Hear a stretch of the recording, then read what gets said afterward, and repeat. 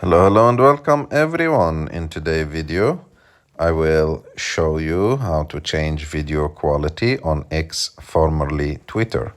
So to do this, it's very easy. You have just to go to X, open it, and go to whatever video that you want to watch on X.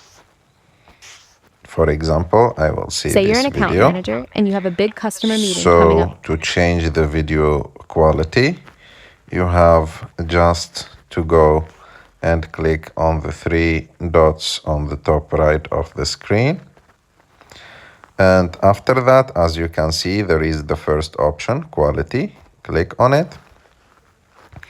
And as you can see, it will give you the qualities that you can use to watch this video. So you can, if it's not the best quality, you can change the best quality like this, or you can also use like a little bit less quality if you want to save some internet, or if the internet speed for you is a little bit slow.